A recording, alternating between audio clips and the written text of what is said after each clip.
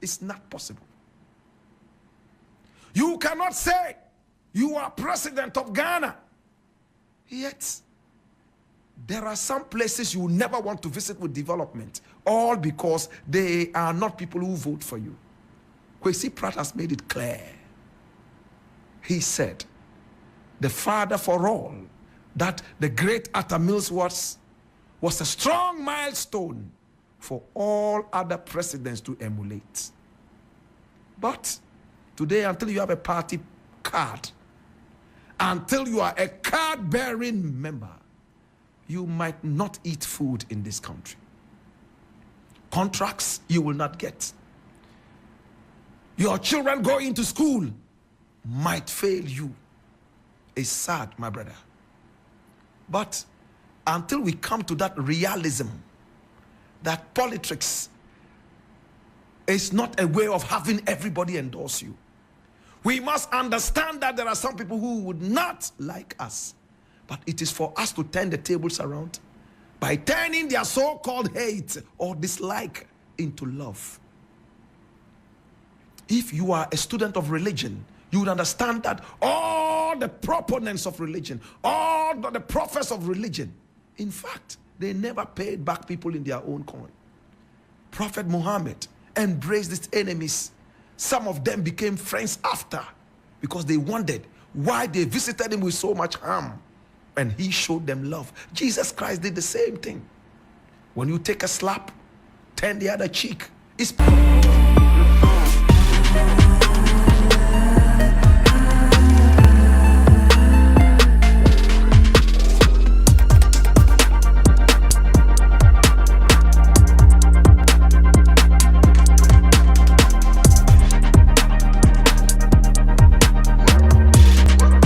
would have no meaningful outcome.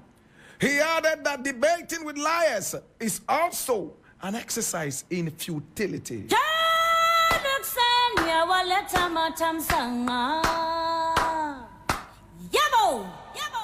Of course, my brother, my sister, when we were growing up, one of the most common adages that we came across was the fact that don't argue with a fool. People might not know the difference. How many people have come across that adage before? Do not argue with a fool. Sebi. People might not know the difference. It's like we are in a bathroom, having a shower. Then all of a sudden a madman comes to take away your trousers. Then you leave the bathroom naked, running after the madman. People on the street might not know who exactly the madman is. Both of you will be considered mad. If I am wrong, tell me I'm wrong. My brother, my sister, I have said it time and again, and I am glad that Muhammad and his people listen religiously to this show and to the utterances of Blakk Rasta. Before anybody could come out and say, Muhammad, do not engage in any debate. After all, the debate has been sealed already. Who are you trying to impress? It looks like as it stands right now, Bawumia is looking for validation. He is desperately in need of a validation. He wants to be validated.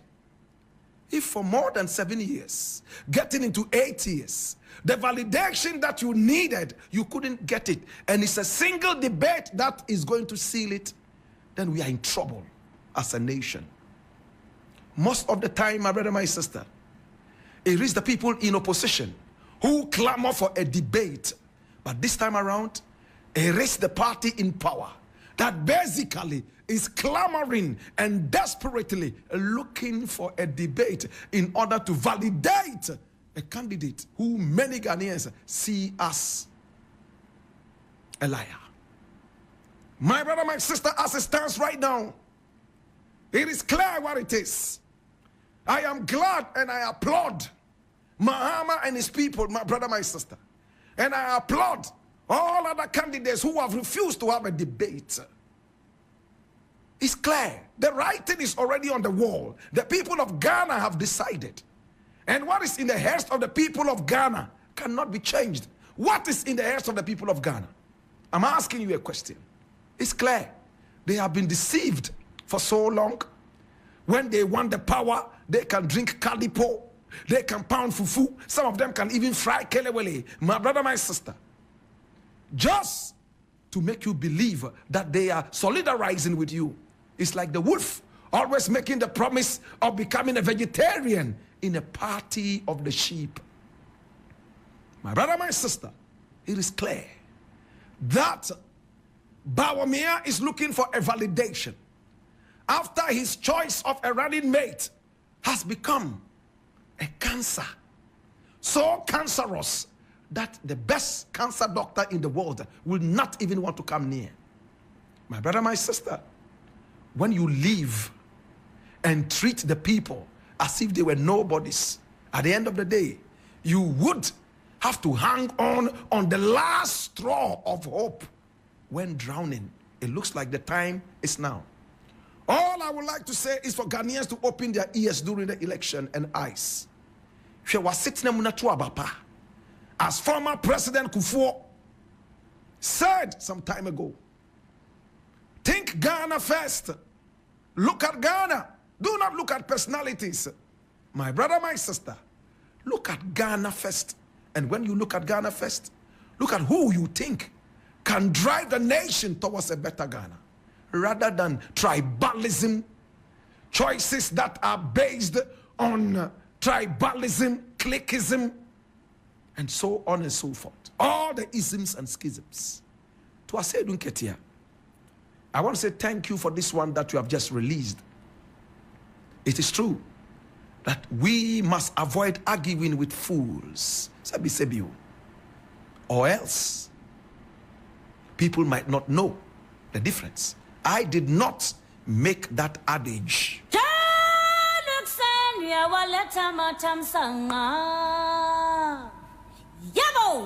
Now the next thing I want to look at, and it would be very quick, is taken from 3news.com, one of the most authentic sources of news online. And it says, go and come later.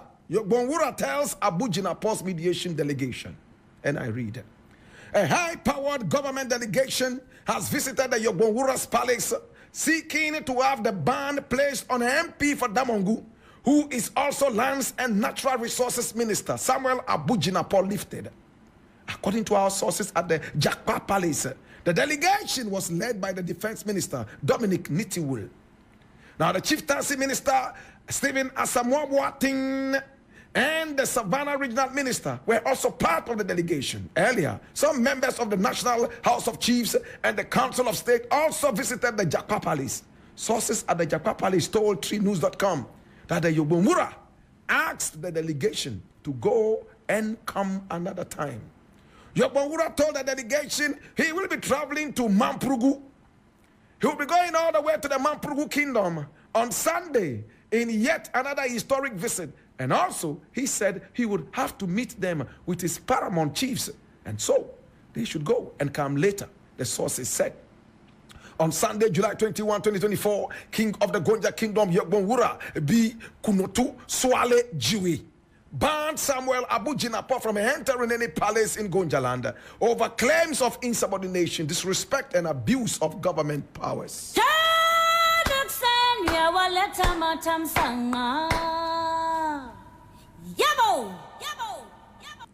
In fact, I applaud the great king of the Gonja Empire. In fact, we have looked down on traditional authority for far too long. Sadly, Abu Jinapor himself is a royal. His father is Bupewura. Look at the accusations. Insubordination, disrespect, and abuse of government powers. What did Abu Jinapor do? He carried Bawumia all the way to his father, Bupewura, and orchestrated Bupewura, saying that God has appointed Bawumia already as the leader of Ghana. And for that matter, he would make Ghana proud. My brother, my sister, the Constitution has made it clear. Chiefs must stay away from politics. But this orchestration and machination was so selfish that the Yabonwura, the overlord of the Gonja Empire, my brother, my sister, called it insubordination, disrespect, and abuse of government powers. He couldn't have been wrong. I'm glad that Abu Jinapor is still running to the Yobonwura's palace, trying to pacify the spirits of the Gonja land. The Gonja land is a very powerful kingdom. The Gonjas have more land than any other ethnic group right here in Ghana. They had a powerful king by name Sumaila Ndewura Jakpa. And he was a visionary leader. He conquered more lands. He came all the way from Mali, some parts of Nigeria, and came all the way through Mali and settled right here in this country. On his way, he conquered so many lands and put so many of his family members and children in charge. The history of Ghana will never end without mentioning Sumaila Ndewura Jakpa of the Jakpa Palace. He himself was busily conquering. He never had time to sit on the throne. Anybody who disrespects the spirit of this great warrior is looking for trouble for their own spirits. I'm glad Yobonwura has done this. May I suggest that Yobonwura accepts the apology, but not until the elections are over. This could just be a ploy to be accepted into the area so they can go back there selfishly, politically to campaign. How many people understand this? Let the elections be over. Let us see if the apology is genuine. Sometimes a man only goes to apologize to a woman because he's so cold and wants to be kept warm at night. How do you prove this? We have to give it time. To Yobonwura, thank you for this decision. And to Samuel Abu Jinapor, thank you so much for respecting tradition, even if it is a little late. To God be the glory.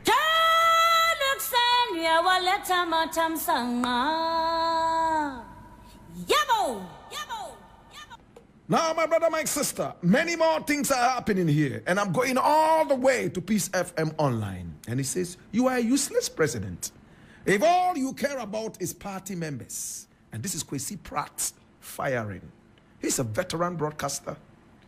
He uses temperate language, decent language. And when he makes his submissions, they are crystal clear. Managing editor of the Inside newspaper, Kwasi Pratt Jr., has slammed political players who aspire to become presidents of Ghana. But their interest is primarily to care for their family members and party supporters and members.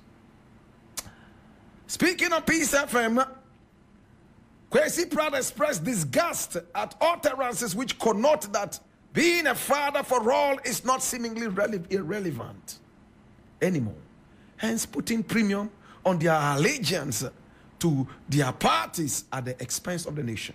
Mr. Pratt gave the comments whilst referencing some people who trivialize the definition of ex-president Evans Atta Mills as a father of all.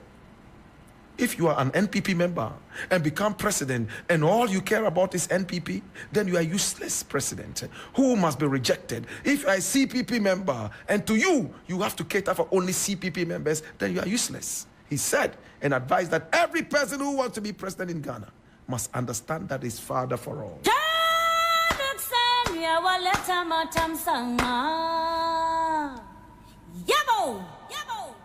This one might sound very tough.